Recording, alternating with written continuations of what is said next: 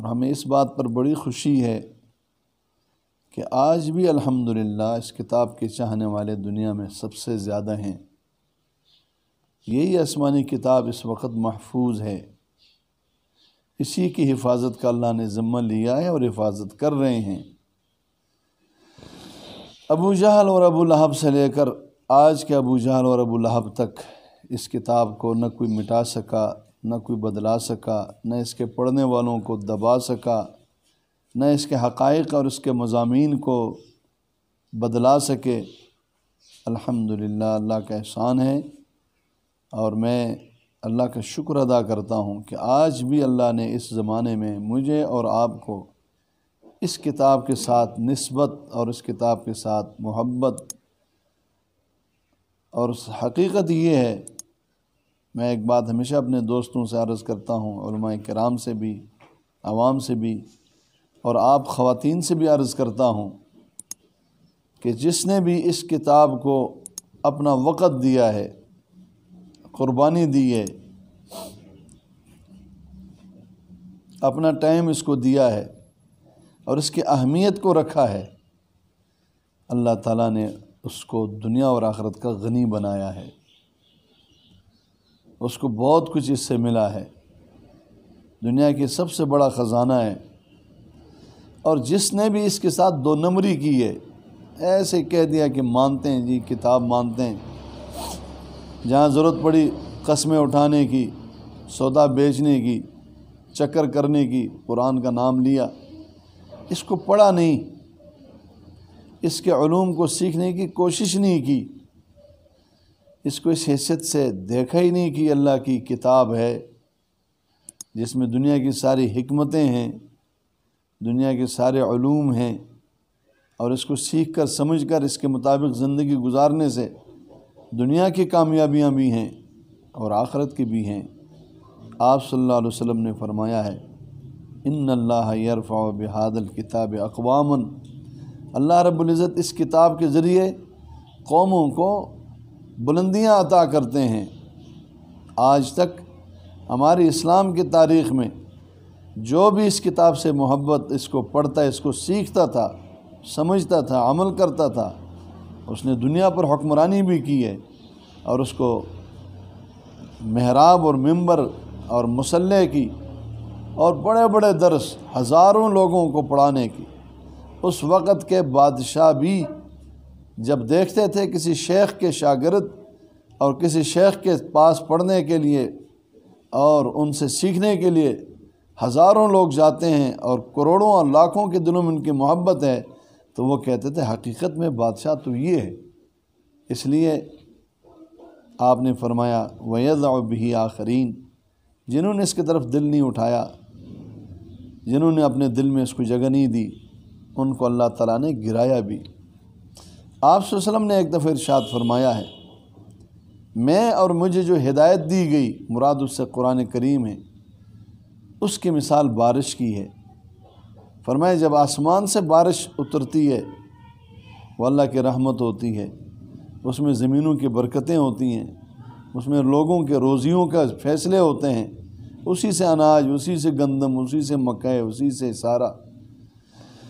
دنیا کی سرسبز و شادابی پانی سے ہے، بارش سے ہے۔ فرمایا زمین کی پھر کئی قسمیں ہیں، ایسی زمین بھی ہے جو زرخیز ہے، اس پر یہ بارش اور یہ پانی جب پڑتا ہے تو وہاں سے اناج، گھاس، انسانوں کے فائدے کی باتیں، جانوروں کے فائدے کی باتیں، اور وہاں سے برکتیں، اور اس زمین کی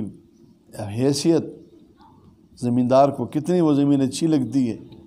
انسان کے دل میں اس سے محبت ہو جاتی ہے، مراد وہ بہت اچھی زمین۔ فرمایا کچھ زمینیں ایسی بھی ہیں کہ اس میں کھیتی باڑی تو نہیں ہے، لیکن اس زمین نے آسمان کے پانی کو محفوظ کیا، وہی پانی پھر وہاں سے آگے زمین کو لگتا ہے، اس سے بھی فائدہ مل جاتا ہے، اگرچہ اس زمین کو خود تو فائدہ نہیں پہنچا پانی سے، لیکن اس نے آگے تو زمینوں کو سبز و شاداب اور سیراب کیا۔ پھر فرمایا تیسری زمین وہ ہے چٹیل،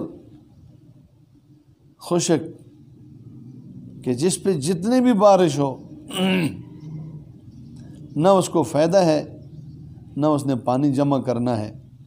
تو آپ نے پھر فرمایا وہ لوگ جنہوں نے میرے اس کتاب کے لیے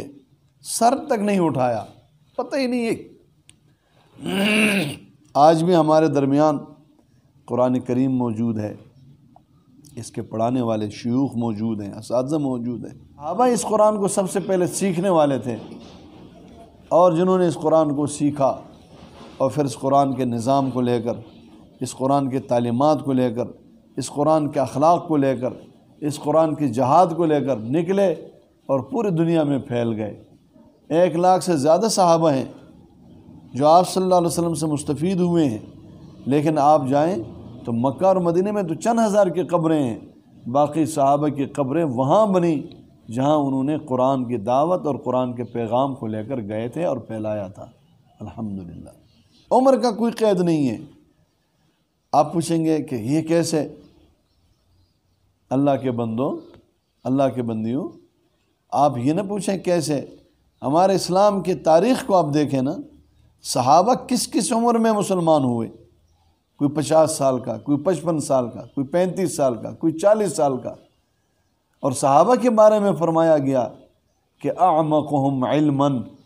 صحابہ علم میں سب سے گہرے علم رکھنے والے تھے۔ وہ خود رسول اللہ صلی اللہ علیہ وسلم کے سامنے زانو تلمس طے کرنے والے، ادب اور احترام کرنے والے، اور اپنے جان مال سب کچھ سے زیادہ آپ کی عزت اور آپ کا احترام اور آپ سے محبت کرنے والے۔ پھر اللہ نے ان کو علم دیا، عمل دیا، ان کو ایک کردار بنایا، اور ان کو پھر آنے والے نسلوں کے لیے نمونہ بنایا۔ اللہ ہمیں بھی ان کے نقش قدم پر چلنے کی توفیق عطا فرمائے۔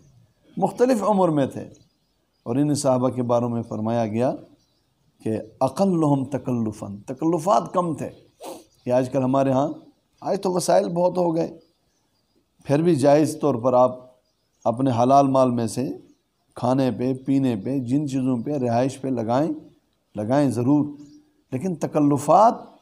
ضرورت سے زیادہ اس میں تکلیف اٹھانا، تکلف کرنا، صحابہ میں یہ بات نہیں تھی، بڑے سادہ طبیعت کے تھے۔ اسی لیے تو قرآن کے پیغام کو لے کر جب دنیا میں پھیلے ہیں نا، تو ماشاءاللہ یہ اسلام کی تاریخ بتاتی ہے۔ یہ مصر عرب نہیں ہے، جب مصر صحابہ گئے ان لوگوں نے اسلام قبول کیا، قرآن کو قبول کیا، آپ صلی اللہ علیہ وسلم کے رسالت کو قبول کیا، اور عربی کو قبول کیا، اور اپنے زبان ہی چھوڑ دی۔ صرف مصر نہیں، بہت سے علاقوں میں ایسا ہوا۔